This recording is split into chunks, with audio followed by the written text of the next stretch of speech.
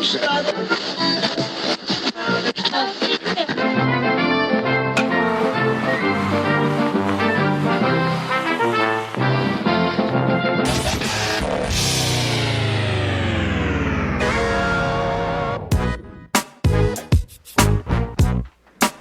right, welcome back to another episode of Sean and Ed's Do Baseball. I'm Sean. And I'm Ed.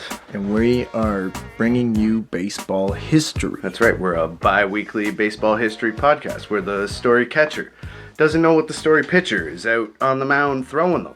And that makes sense. Yeah, it makes a lot of sense when you're in the cross-up league. There you go. Then, yeah, I was going to say this week we should change it up to a baseball history podcast where two friends talk about baseball history because baseball present sucks for them.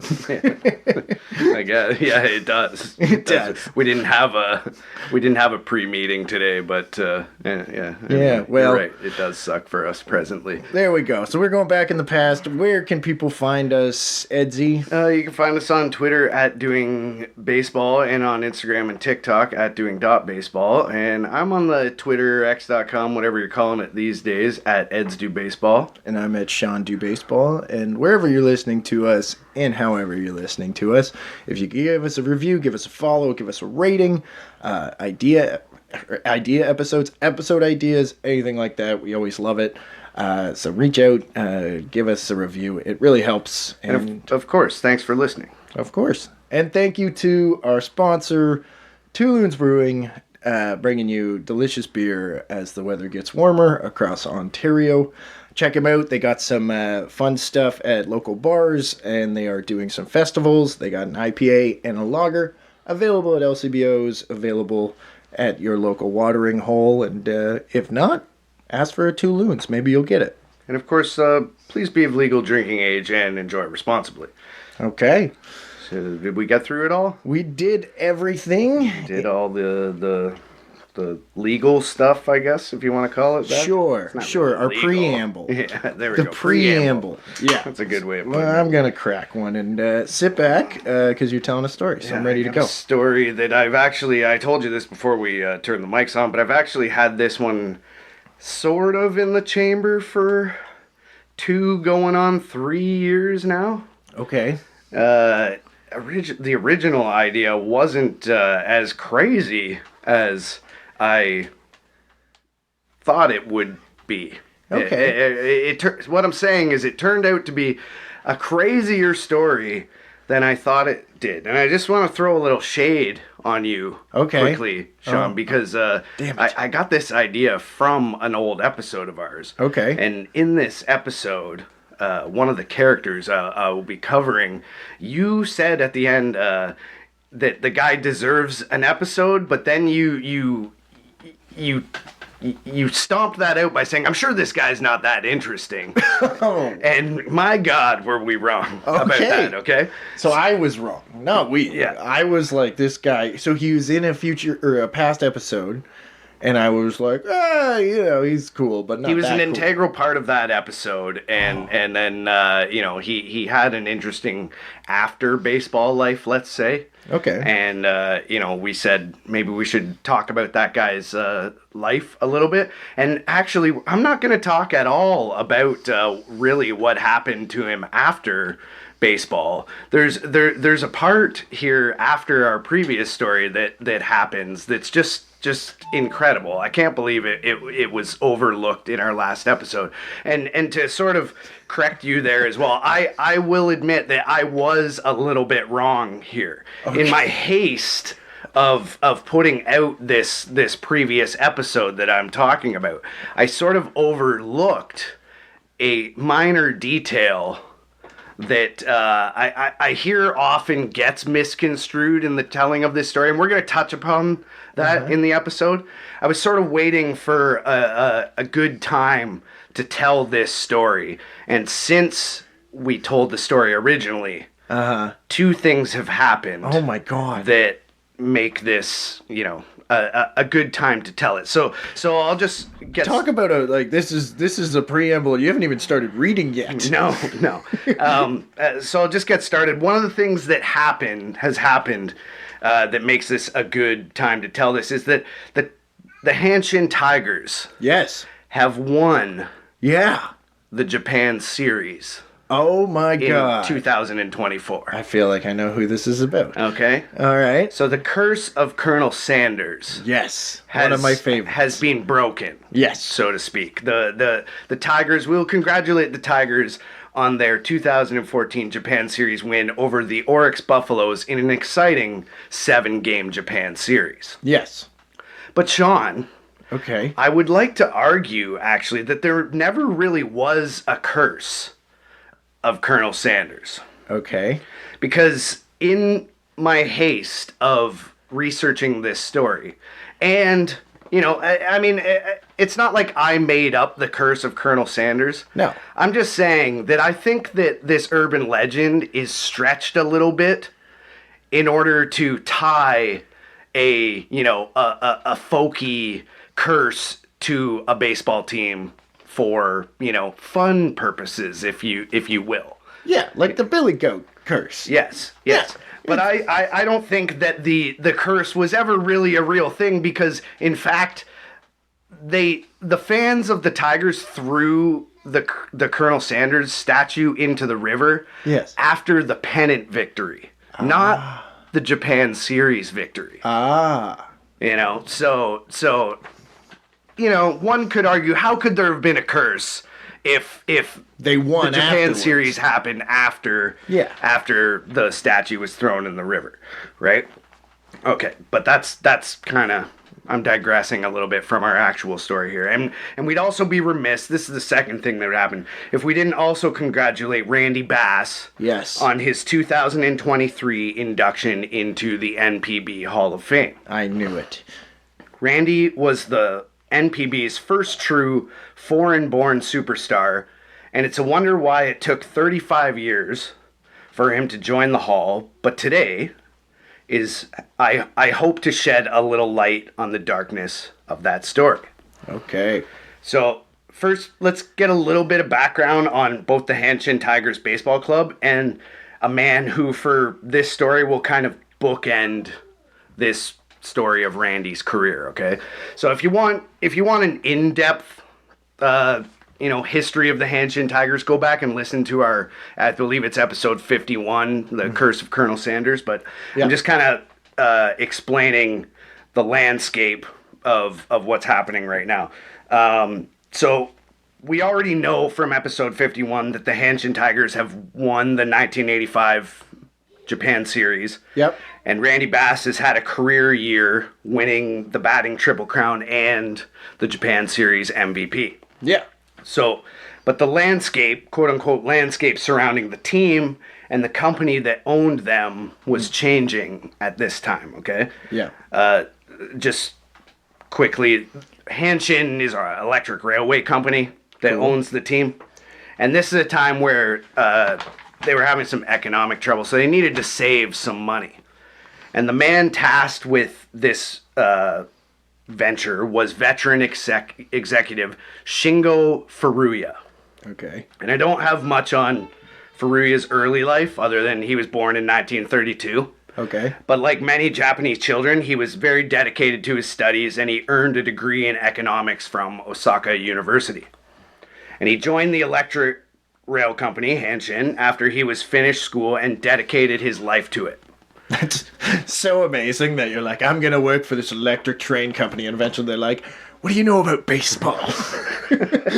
We'll get to that. So he joined this company in the early 50s, and all his life he worked insane hours, and he survived several reorganizations of the company and lateral promotions. And eventually he was put in charge of one of the subsidiaries of the railway company, which was the Koshien Baseball Stadium. Okay. Which was home of the Hanshin Tigers Baseball Club. Yep. And now, fast forward to the 80s again. At the age of 56, he was a nearly 40-year employee at the company, and Shingo Furuya was appointed general manager of the Hanshin Tigers Baseball Club in late May, early June of 1988. I think he was put in charge of the stadium in like 85, 86. And then made general manager of the actual baseball club in 1988. And Furuya was not a baseball fan, and he knew absolutely nothing about the game. So, you're probably asking, why would he be put in charge of the baseball team? Yeah. Well, the truth is that in 1988, and I think even to some extent today, Japanese general managers rarely did know anything about baseball. These were number crunching businessmen. And the field managers actually looked over the rosters and the owners handled the financials.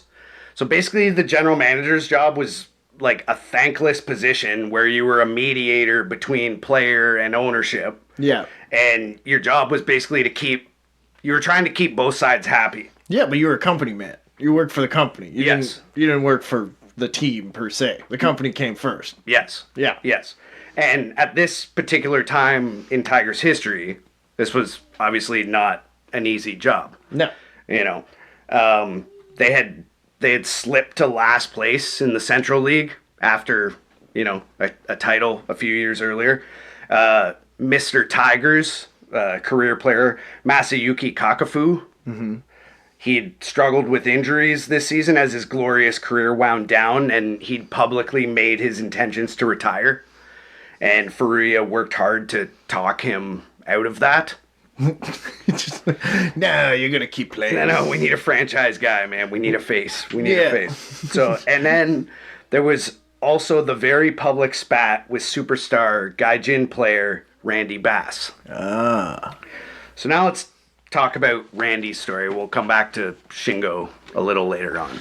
All right. Okay. I'm excited to hear Randy. I think Randy was on my list. I've never looked him up, though, beyond knowing that he just got into the Hall of Fame, as you mentioned. Yes. So Randy William Bass was born March 13th, 1954 in Lawton, Oklahoma. And he grew up with two loves, baseball and horse racing. Oh, okay. He worked as a stable attendant since he was 8 years old at a local horse race track. Uh-huh. In high school, Randy was a star athlete in both baseball and football, and he was good enough to receive a football scholarship offer from both University of Oklahoma and Kansas State University. And on the baseball field, he attracted the attention of the Minnesota Twins, and they selected him in the 7th round of the 1972 MLB draft. Sick. I guess when you're like that size and you're like, I love horse racing and baseball. You're like, once you get beyond 5'5", they're like, well, yeah, that's true. Yeah. Baseball. Yeah. Just a little fun fact too. In the 72 draft, the Twins selected Lyman Bostock in the 26th round. Speaking of old episode mistakes. Yeah. Bass decided to sign with the Twins rather than go to college. So they sent him to the Melbourne Twins of the Florida East Coast League for rookie ball in 1972. And in 1973, at the age of 19, he was promoted to Single A Wisconsin Rapids of the Midwest League, which was their low A team. He bat .289 with a .432 on-base percentage and a .947 OPS. He hit 21 homers, 23 doubles, drove in 86, and walked 95 times against 101 strikeouts. Damn. Yeah, it was pretty good. Yeah. Which earned him a promotion. This impressed This earned Randy further promotion to Lynchburg, which was the Twins' high A affiliate in the Carolina League, and he continued to rake. His average declined slightly against the tougher competition, but he still hit .256 with a .386 on-base percentage and an .879 OPS. He showed more power, though, increasing his home run total to 30 and his RBIs to 112. Okay. Right? So he's kind of showing he's a bit of a clutch guy. Yeah. Maybe. This impressed the Twins so much that it earned Randy a promotion to AAA at just 21 years old. So he skipped right over AA and goes to AAA. And so for 1975, Bass goes to AAA Tacoma Twins of the Pacific Coast League. And Randy excelled again after the promotion and would improve his performance each year for 3 seasons in Tacoma. Wow. So I guess 3 years in AAA. Yeah. But he gets better every year. Yes. He peaked in 1977 when he slashed a .321, .456, .560 line. Wow. Which was good for an OPS of 1016. Yeah. He hit 25 home runs with 117 RBIs. And he had an incredible 114 bases on balls. against 73 strikeouts Damn. in 455 at-bats. That is some wild. Why is this man in the minors? Yeah, it doesn't make any sense. It doesn't make any sense. It does, though, because he was behind Rod Carew. Oh, okay. You know, so he's blocked. He's blocked by Rod Carew. The Twins finally did give Bass a cup of coffee in 1977, though. Okay. But he only got into 9 games, and he collected just 2 singles. Yeah. And then, as I just mentioned, Bass had the unfortunate situation of being blocked by Hall of Famer Rod Carew on the Twins' depth chart. And furthermore, Carew won the MVP of the American League in 1977. So, you know, you can't take that guy out. Well, no, it's just unfortunate. So, I guess, I don't know, does he get a chance somewhere else? Before the start of the 78 season, Randy Bass's contract was purchased by the Kansas City Royals. Damn. All right. Who sent him to AAA Omaha. 4th year. Of the American Association, where he continued to mash 22 homers and 22 doubles on a 279, 417, 497 slash line. Like, his on-base percentage is just amazing every year, you know? I wonder if they even noticed back then. But still, he's hitting for a decent average in power, right? And he's he's a first baseman? He's first baseman. Yeah, exactly. So, you know, he's some first baseman that's hitting 20 to 35 home runs or whatever, or 25, 35 home runs. Either way, the numbers are, as we mentioned, why isn't he in the big leagues? And as you explained, because of Rod Carew. Right. And now on the Royals, I'll explain, who's he behind? He's not getting up to the majors because he's blocked. This time, cock-blocked, if you will. Because Pete Lecoq was playing 106 games for the Royals at first base that year while batting .295. Well. Honestly, I can't understand why they'd rather play Lecoq in this situation because dude hit 5 home runs and took just 21 walks. Oh, my God. Like, Bass would have been a much better choice in this situation. I think he was also just... I don't have this guy's numbers, but he also platooned with Clint Hurdle. Okay. Lecoq did. Lecoq. So, but either way. So he had to get over a hurdle and a cock. That's right. To get playing time. That's right. And he only got a chance for 2 games in the majors with the Royals and 2 at-bats, which were both outs. And in 1979, his contract was bought by the Expos, and as we've come to expect, Randall W. Bass tore it up in AAA Denver. He slashed .333, .454, .660 for an OPS of 1114 with 36 home runs, 26 doubles, 97 walks, and 67 strikeouts. That's Coors effect. Yeah. Yeah. In 1980, he hit .333 again with a 437 on-base percentage, 644 slugging, good for a 1082 OPS with 37 home runs, 25 doubles, 85 walks, and 64 Ks. But as has been the theme, poor Randy is blocked again, and for the second team in a row, it's by a player incomparable to Randy. And in August of 1980, Bass was traded to San Diego for pitcher John DeCisto, where he finally got a bit more of a chance at the major league level, playing in 19 games for the Padres at the end of the 1980 season. That still doesn't seem... He's had like 6.5 years in AAA at this point. Yes. And he's been amazing. Yeah, the whole time. Yeah, the whole time. And then they're like, "Oh, well, you're playing Denver." I got all French for. He was just like, and he's like, "Cool, I'll put up a 1100 OPS each year." Yeah. And the weirdest thing is like none of these teams were like very good either. I don't know why they wouldn't give him a fucking chance. Yeah, they had the DH at this point, didn't they? Like, come on, American League. Well, some of the teams did. Yeah, the Royals would have. Yeah. And. Minnesota, yeah. Okay, so anyway, getting away from that. Yeah. During this 19-game stint, he showed flashes of superstardom. He had an OPS plus of 186 in these 19 games. In the majors? In the majors. Okay. Yes. But he struggled out of the gates in 1981, so he made the team. And after batting just .210 in 69 games, he was sent back down for the remainder of the year. And after another rough start by Bass in the first 13 games of 1982, he was put on waivers, and he was picked up by the Texas Rangers. Okay. But his stint with them lasted just 16 games, and Randy Bass's MLB days were over. That just sucks. Yeah, It's like just 5 organizations in like 8 years, and you're like out of it by like 26 because of Pete Lecoq. God damn. Imagine that. Imagine you had to tell that story of your career.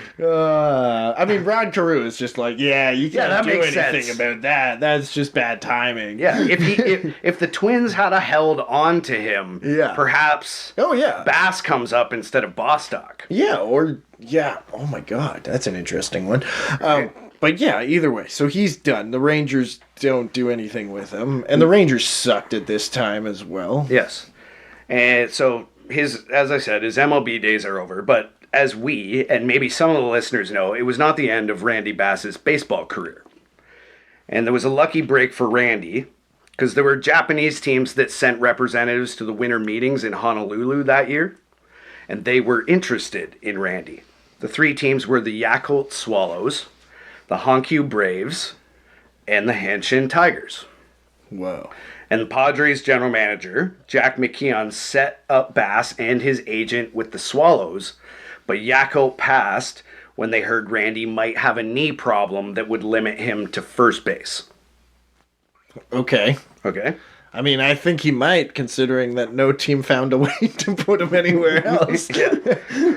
So this left the Braves and the Tigers. Yeah.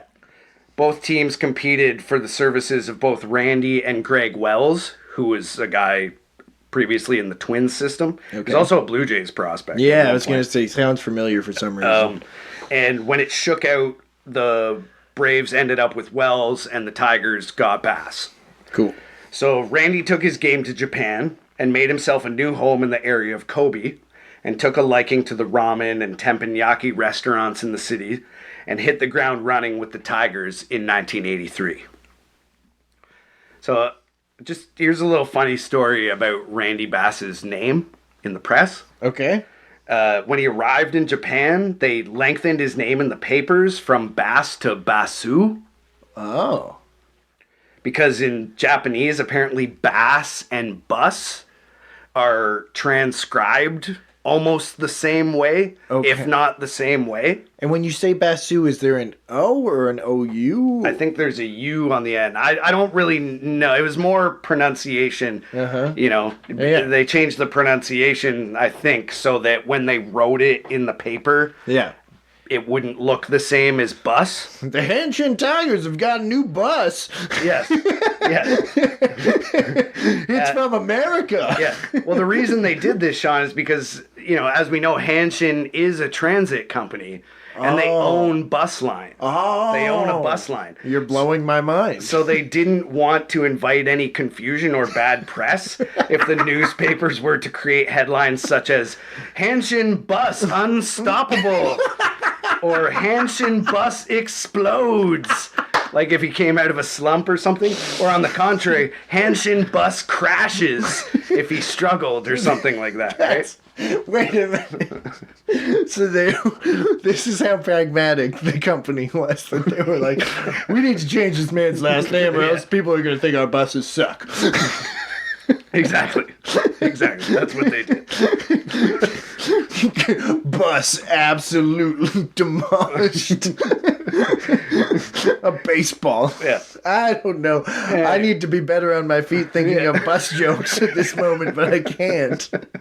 Your jokes are crashing and burning, but Randy wouldn't crash and burn. No. He would bat .288 with a .360 on base percentage in 1983 with 35 home runs and 83 RBIs. He said it took him a while to adjust to Japanese pitchers, who he said would pitch backwards from American strategy, throwing off-speed pitches in fastball counts. And fastballs in off-speed counts. Sure. For the first 2 seasons, I think because of this, in Japan, his strikeout to walk ratio reversed. And he went 57 and 39 and 64 and 38 respectively. They're pitching me backwards, so I gotta switch up the strikeouts to walks. I gotta switch up my brain. So that makes sense. So there was an adjustment where he was not as good getting on base because the pitching was just different. Yes. Makes sense. And with this pickup of Randy Bass, And I think they got another pitcher as well. I'm not sure if that was 83 or 85. It doesn't matter. The point is, before 83, the Tigers were favored to win the Central League pennant. But they struggled out of the gate, and the press put a lot of the blame on Randy, particularly for his defense. Oh. But it should be noted that, we talked about it before. He was a first baseman with a potential knee issue, and the Tigers were like, whatever, man, corner outfield. Oh, shit. So they just stuck him out there, and apparently he wasn't very good. So, Well, I thought of a bus joke. oh, did you? No, I just thought it would actually be funnier if they tried to play it off that, like, a bus did crash and kill a bunch of people, and they were like, no, that was just Randy. It was just Randy. He just absolutely went out of control and killed a bunch of people. He's good. tried to cover His it brake up. lines were cut Tried for to some cover reason. it up. Yeah. No, that was a mistranslation. That was actually just about our first baseman. Yeah. Buses are fine. So he's in the corner outfield, and Bass continued to crush the ball at the plate, and he didn't hurt the team defensively when they eventually moved him back to first base. Okay. And he was the only bright spot through the end of the season as the Tigers continued to struggle. But he finished the year with a 25-game hit streak, which was the Tigers' record that stood until 2001. Well, damn. In 1984, Bass's numbers continued to improve, becoming Hanshin's best hitter. But at the end of the season, Tigers management wanted to cut Randy again because his home run numbers had dropped slightly, even though pretty much every other category had seen an increase. Like his batting average went up 38 points to 326, and his on-base percentage went up 40 points to 400, and he got 9 more hits in 9 less games played. You got 9 more hits, kid. Just should have hit him further. But he got like 8 less home runs, so like they're like, this guy sucks.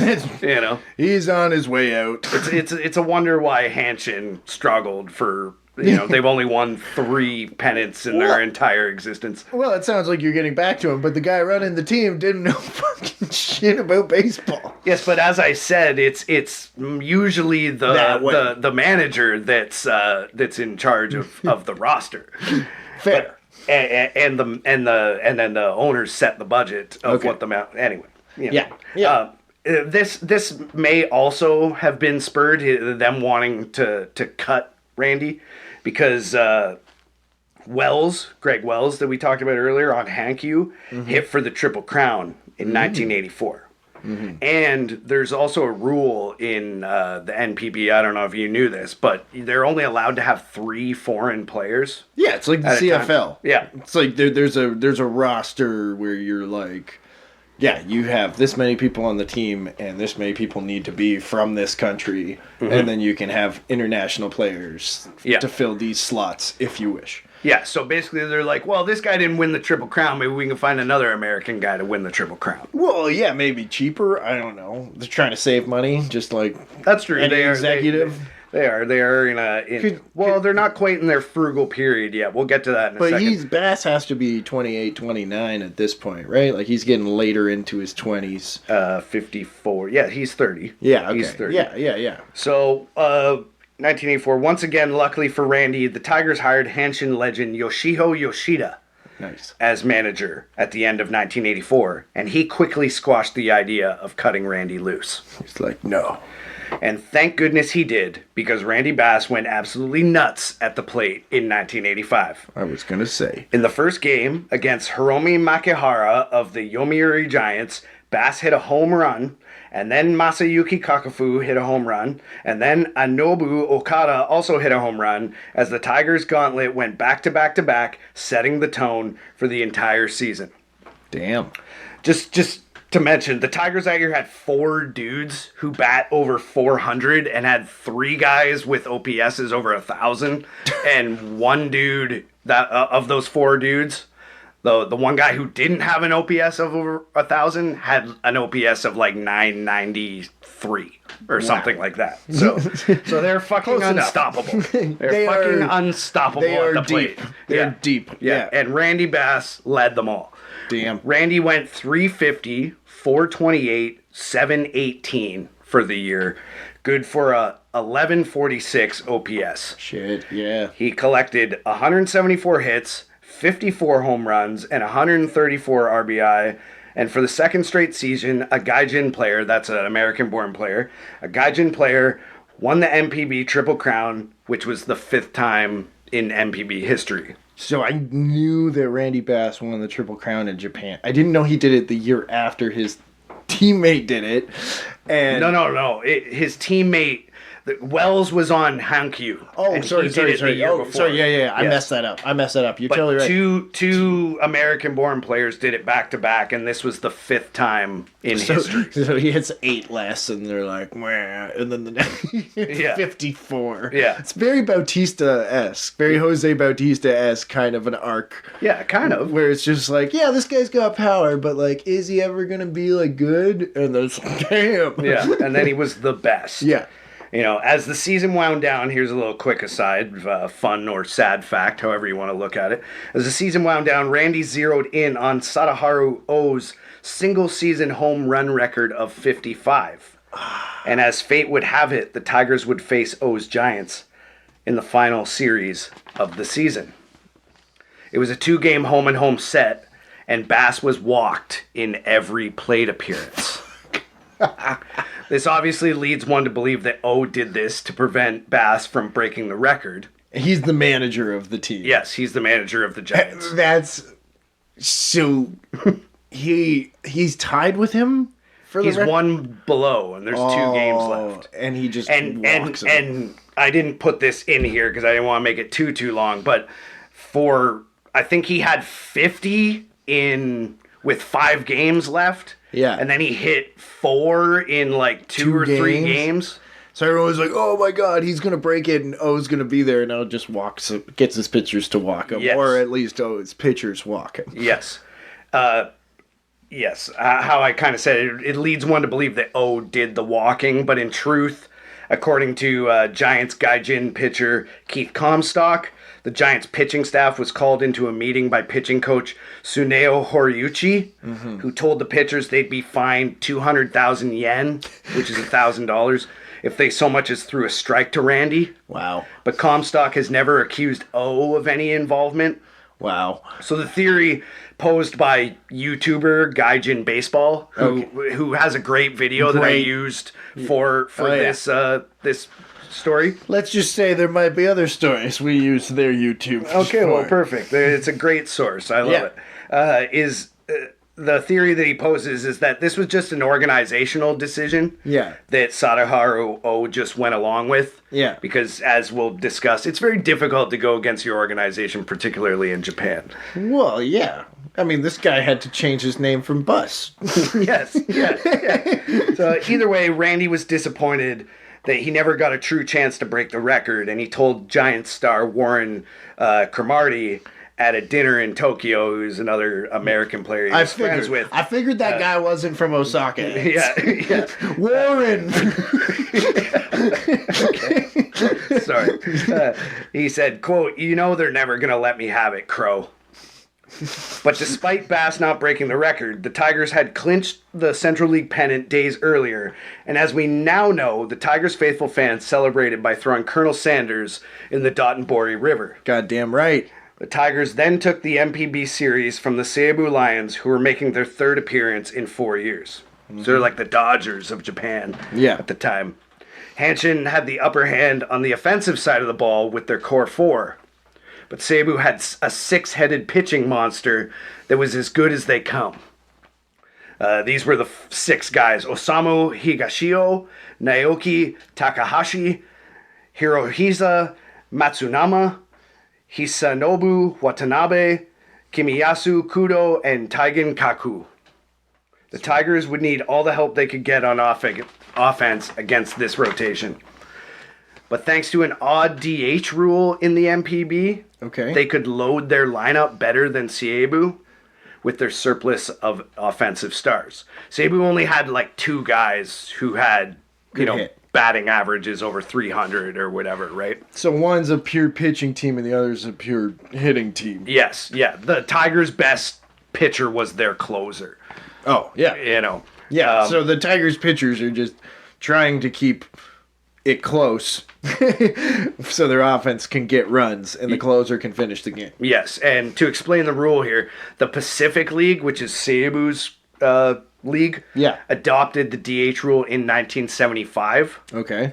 But prior to 1990, if one of the teams was from the Central League, both teams would have to agree to use the DH for any given game. Okay. So traditionally, the Central League teams would opt to use their own rules. Okay. Because I guess they figured, like, well, they're used to not having the pitcher hit, so, sure, you know, that's an advantage for us, right? But in this case, because they're an offensive juggernaut, the Tigers management opted to use the DH for every single game in the series. Yeah. Right? They suck. You're just... yeah. You're literally adding a ninth hitter who sucks. Mm-hmm. And whereas we're getting a ninth hitter who is... amazing. Yeah. Or, you know... Better. Yes. Yeah, they're not all hitting over 1,000 OPS. No, but they almost half your lineup. Yeah, exactly. So. Exactly. So... Hanshin took game 1, 3-0 on a late home run by Randy Bass. Yep. Game 2, they went down 1-0 in the third inning. The Tigers did in game, but Randy answered with his second home run in as many games with a man on, and the Tigers took the lead and never looked back as they won the game 2-1.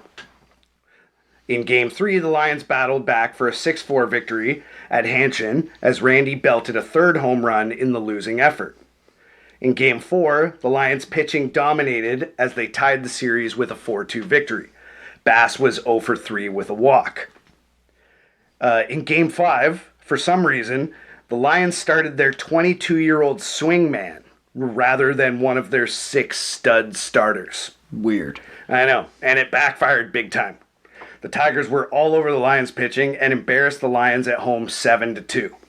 And they were one win from their first Japan series ever. They're like, we're going to use Ryan Yarbrough instead of Walker Buehler. Yeah, exactly. Yeah. We got a feeling. Yeah. Bowden Francis is starting game 5. Yeah. We got Gosman ready, but... yeah. But never mind. In game 6, it really was no contest as the Tigers took a 9-6 victory. Actually, I think that's 9-3. Yeah. Sure. For the first ever Japan Series title. Randy was named Japan Series MVP and was presented with a giant key to a brand new Toyota on the field. Damn. Randy was without a doubt a superstar in Japan, and with his newfound fame, Gillette thought he'd make a great spokesman. So before the 1986 season, they paid him $500,000 to shave off his trademark bushy beard for an ad campaign. Damn, that's so much money in the 80s. Yeah. As well. Yeah. I don't know if that was adjusted for inflation or not, but yeah, but still, either way, it's still quite a bit. Would you shave your beard? Absolutely. I shaved it this morning for free. Then you could see Randy's new baby face plastered on billboards in every Japanese city. Pretty good ad. I tried to YouTube it, but you couldn't. It's in that video, but anyway. Just like, who's that guy? But his beard grew back by the season. I figured but maybe shaving this beard off was bad luck, though, because in 1986, the champion Tigers regressed greatly and finished the year an even 60-60-10. Oh. Good enough for third place in the Central League, but 13 and a half games back of the pennant-winning Hiroshima Toyo Carp. Mm-hmm. But Randy had another career season in 86 for himself, though, going 389, 481, 777 with a 1258 OPS, 47 homers, 31 doubles, and 109 RBI.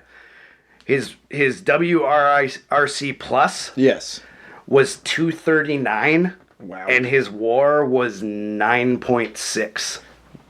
So this is like Barry Bonds-esque seasons. Only Sadaharu O has had better statistical seasons than Randy Bass in the MPB, and he did it 4 times. Yeah, but other than O, Bass has had the best statistical season in NPB history. Well, that's wild. Imagine just being growing up. Where was he born again? Do you remember? Lawton, Oklahoma. Yeah, and just being like, I'm going to be a star in Japan. Yep. Yep. This season, Randy also tied O's NPB record for consecutive games with a home run, with 7 games, and he did it against O's Giants, no less. Darn. So he did. He did. They see threw him a that happen. strike. Yeah, he threw him a strike in that threw one. him a strike. Yeah. And so we're going ahead to 1987 here, and it was at this time that the Tigers set an example for the future Florida Marlins and put a new regime at the helm with the task of saving money and cutting costs right after a championship win. Of course. Randy would continue his advertising chops in a famous Mizuno commercial opposite former Lot Orion's legend and current Chunichi Dragon superstar Hiromitsu Ochiai. The two men bat from opposite sides of the plate and swing at pitches in sequence as a thunderstorm brews, and the traditional art of the lion and the dragon do battle in campy 80s animation. I would pay several $1,000 to be on that set. Well, if you watch the Gaijin baseball video, you can see that commercial as well. Randy had a decent year at the plate, going 320, 404, 607 for a 10-11 OPS and 37 homers. But the cost-cutting Tigers were dismal otherwise and finished in last place, 37 and a half games back of the Giants at 41, 83, and 6. The glory days for Hanshin were over. They fired Yoshida after the last place finish and replaced him with another Tigers legend, Minoru Murayama, for the 1988 season. And Bass and many other Tigers players disagreed with Murayama on strategy, and things were getting ugly in Hanshin. Damn. And then off the field, things got really, really, really ugly. What? Yeah. Oh, no. Oh, no. Yeah. Oh, no. In early May of 1988, Bass learned that his 8-year-old son Zachary had been diagnosed with a cancerous brain tumor. Oh, my. No. Okay. Yeah. Sad note. Yeah, sad note. Luckily for Randy, though, his contract, as it did with most, if not all, foreign players, stipulated that all medical expenses for him or his family be paid for by the club. Okay. He told Volney Meese of the Oklahoman, December 18th, 1988, quote, "They self-insured me instead of getting an insurance company. That's the way it works for every American who goes over there." All right. So they are on the hook. I guess, yep. So Randy was able to get his son some of the best treatment available back in America at the cost of about $40,000. Sure. But, quote, "When they heard Zachary's condition was bad and it was cancer, they felt like, it's going to be millions of dollars. Let's release him. That will take care of the insurance." But insurance doesn't work that way. No, it doesn't. No. I don't know how that works. I'm not an insurance broker, but I don't think you can just be like, he doesn't work here anymore. So this was an issue for Hanshin. And Yeah. Shingo Furuya was appointed to sort this out. Well, I'm also concerned with the fact that they're like, so he is getting care in America. Uh-huh. But, well, Randy was in Japan. They were like, oh, we'll cover your family's medical insurance in the U.S. But it sounds like the company just didn't do that. Yeah. And we're like, well, we'll just pay out of pocket for any medical stuff. And because the U.S. healthcare system costs $40,000 when you're They were like, fuck. Shit. Let's cut him.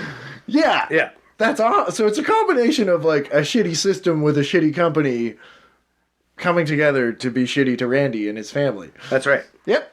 Okay. And the man appointed to sort it out was Shingo Furuya. Jesus Christ. So Shingo is back, okay? No, I didn't want Shingo to come back with brain cancer in an 8-year-old. Shingo is back with brain cancer in an 8-year-old. And on May 6, 1988, Bass asked the team for a leave of absence so he could return home and care for his son. Come on, Shingo. That's a reasonable request. Yes. Right? And because of how hostile the situation felt to Randy, Yeah.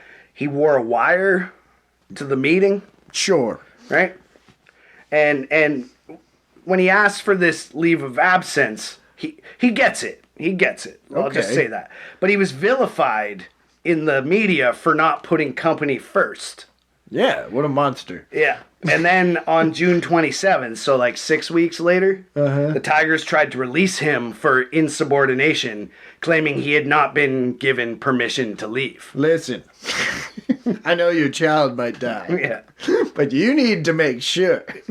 I don't really think they're like so much fighting with Randy per se. They're just trying to save face in the media because the media is like shitting on Randy for like going and dealing with his son, or maybe they're not fully disclosing that that's what's going on. Well, and I don't want to make assumptions, but it also does sound like there is a little bit of a culture clash here where people are like, I can't believe this person's putting a dying child before his work. We'll get to that. Yeah. We'll get to that. But, as I said, the Tigers claimed he had not been given permission to leave, at least in the papers, but he had been given permission to leave. You see, from what I understand, Shingo Furuya was a shrewd businessman, but a compassionate person. He understood Randy's situation and allowed him to attend to the family matter. Good. He knew Randy well and had met his family. Sure. Right? So I think it truly was the Hanshin Rail Company that tried to sully Randy's reputation in the papers. And Furuya had made a promise that he actually had no power to actually make. Uh-huh. You know, he said, yeah, Randy, go take care of your kid. I got a kid too. Yeah. You know, but then the company was like, what the fuck, man? We don't have 40 grand. We're a huge electric rail company. You think we're made out of money? Yeah. Come on. Yeah. So, but Randy had the receipts. Yeah, he recorded it. And he returned to Japan on July 11th. He was attempting to recover some benefits from the team. Mm-hmm. And he also left 2 days later. But he produced the tape of Shingo Furuya granting Bass permission to go. Yes. And then when fans heard of the treatment for their star player, they were outraged. Yeah. And Randy threatened to sue the Hanshin Tigers for wrongful termination. Well, damn. Yeah. So they let him go? Who? The Tigers. Originally, yeah. But now he's back. Now he's back. But he came back to get benefits, and they were still, I think, withholding. And then he like produced the tape to be like, look, they did fucking let me go, and now the fans and the papers are really pissed. Yes. And they've cut him. And now he's suing them. And now he's suing them, or he's threatening to sue them at least. Threatening. Okay, Yeah. This is a clusterfuck. Yeah. So Bass said in the Oklahoman, like months later, explaining the situation in December, he said, quote, originally everybody said go home and take care of your son, but the period of time I was gone became involved. We were in second place when I left, and the season had just started. The Japanese teams depend on their foreigners so much. As the days went by, they lost enthusiasm about me, and the anger came. I don't think any of the Japanese players would have left. In Japan, the wife takes care of the children and the money. She does it all, and the man's place is his job. Yeah, I mean, that's the thing. It's like... Maybe that's changed a little bit in 40 years, but... I would hope so, You know, but at also his family's across the ocean. It's not like they're, when you're playing home games, you get to go and see them all the time. No. But, Yeah. I mean, he's just saying he doesn't think that Yeah. any of, whatever. So Shingo Furuya's job was to talk Randy out of his wrongful termination suit, which I believe he knew morally was the wrong thing to do. Okay. But culturally, the only choice he had. Yeah. So in mid-July 1988, he traveled to Los Angeles in order to negotiate with Randy, whom he mutually respected. Randy said, quote, my wife and family had been out with Furuya and his wife and daughter, who went to the University of Texas. We were real close friends. In our meetings in Los Angeles, what caused all the problems was the Tigers let the attorneys take over, so there'd be no loopholes. Nobody was allowed to say anything except Hanshin's attorneys and my attorney, so it got completely out of control. So, he's basically saying, if me and Shingo had been able to sit down, we probably would have worked this out. But they made it completely into a litigation instead of a negotiation. Yes. Yeah. Yeah. They didn't, the rail company didn't let Shingo do his job, essentially. Yeah, once lawyers were involved, that's all that talk. That's the only people who could talk. Yes. Yeah.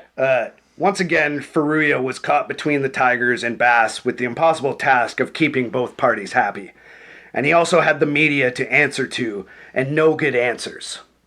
So he returns to Japan for a meeting with his Hanshin superiors in Tokyo. And on the evening of July 19th, 1988, Shingo called his wife Akiko from his hotel in Tokyo, as he always did before turning in for the night. But this time, he ended the conversation saying goodbye, when he normally would say sleep well.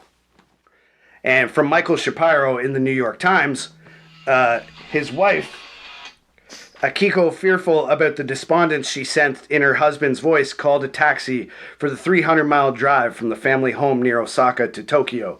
She arrived in time to claim his body. Fuck. Yes, Shingo Furuya, tortured by his moral dilemma, had stepped out onto his 8th-story balcony of the New Otani Hotel and jumped to his death. His body was discovered in the garden at 3:45 a.m. He was 56. He left no suicide note. God. Okay. Yeah.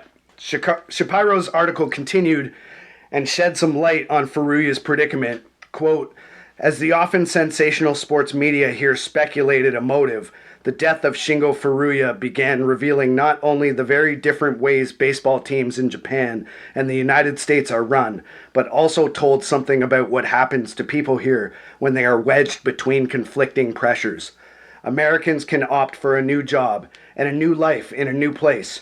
In Japan, where people take responsibility so much more to heart, some find that the only escape is suicide. The immediate problem for Furuya was complicated by the dilemma of the Japanese baseball general manager, the absence of power, combined with heavy responsibility.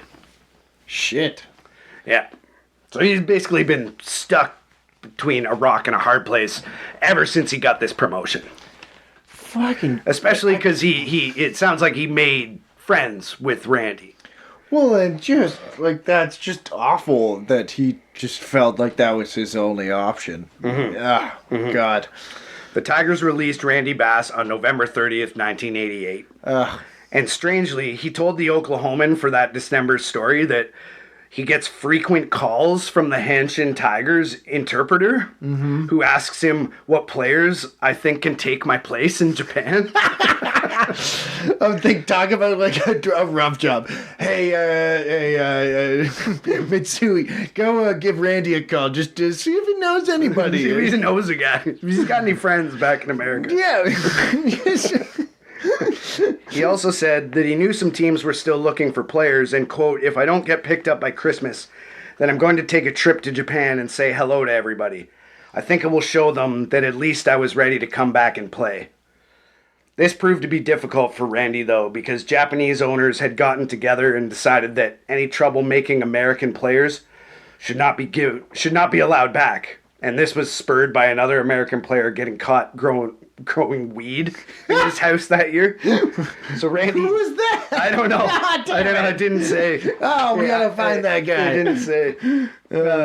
So Randy never did get another chance in the MPB. And he said, quote, the way I left Japan was not the way I wanted to. It was sad and very heartbreaking for me, all the people I played with for 6 years. Bass said of his friend's death, quote, I surely hope baseball wasn't the reason he killed himself. But a third baseman who'd been a star before I'd got there had retired. The year we won the pennant, he hit 48 home runs and I hit 54. You take 102 home runs away from your team and the GM has a lot of problems. But baseball's definitely not worth killing yourself over. Okay, so that's true. Yeah. Also, I need to reflect back on the other owners being like, we can't have any troublesome American players. Like, what do you mean?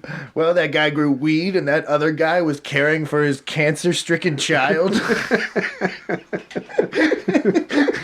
Didn't care about work. What a troublemaker. What a delinquent. They were in second when he left. Have you seen his attendance? Jeez.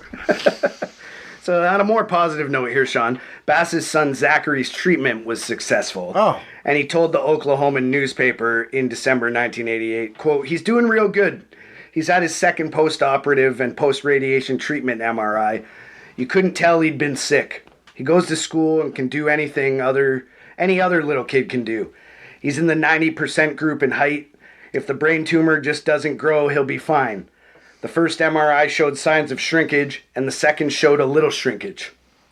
And 35 years later, Zach was still going strong.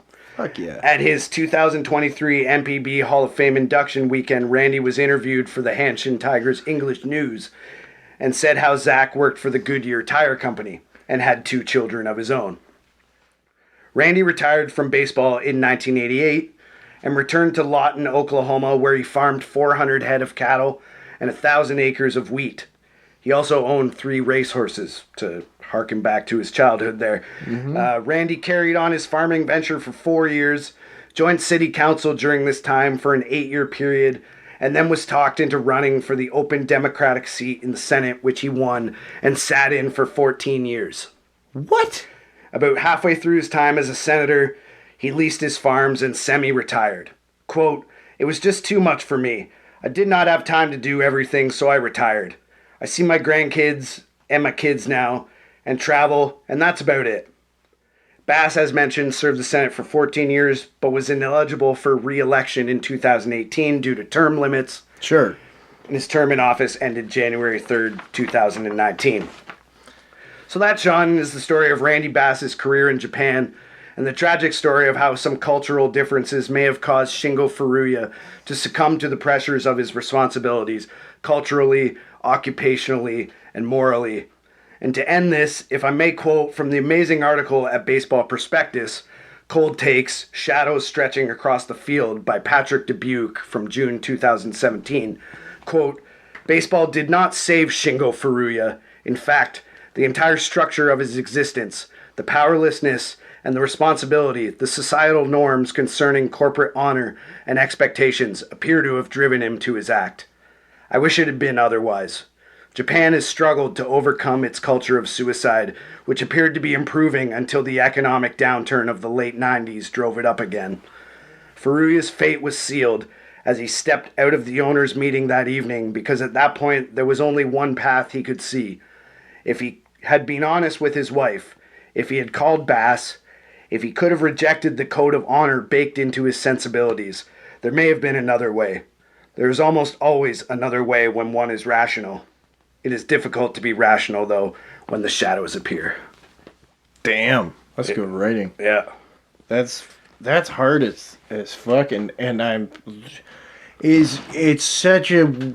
I did not think Shingo Furuya to be the one to die when you started into that segment of the story. Who did you expect to die? The child. Oh, yeah. Child. No, it was in fact Shingo. Yeah. Yeah. So, kind of a happy ending, but still so sad. It was just a roll. So was it Bass that we had mentioned before, or was it? Yes, it was Bass that we were talking okay. about, and we were impressed that he'd become a senator and all that, and we were like, that. that would be an amazing story. I'm sure otherwise he's not that interesting, but I'm quite amazed actually in my research of the other story that I never stumbled across. Yeah, the fact that the executive killed himself. No, but I did eventually over time, and yeah, I've been saving that for a little while until it was kind of somewhat relevant, and the Tigers winning the Japan series this year, yeah, sort of brought that to the forefront. So that's why I told that story today. Damn. Well, thanks so much. That was an absolute journey, and I'm excited. Hopefully we'll have some more Japanese baseball history coming at you in the future. But until next time, tune in 2 weeks. We'll have another story from baseball history. In fact, Edsy mentioned something that is relevant to that in this story. Okay. Darn. But until next time, Edsy, where can people find us? People can find us on Twitter at Doing Baseball and on Instagram and TikTok at Doing.Baseball. And I'm on Twitter, x.com at EdsDoBaseball. And I'm at Sean Do Baseball. And however you're listening to us, wherever you're listening to us, thanks so much. Thanks for tuning in for some baseball history. Give us a review, give us a follow, give us a rating. Do whatever you can do to help the pod. And until next time, I'm Sean. And I'm Ed. And we were doing the baseball. Okay, bye. Bye.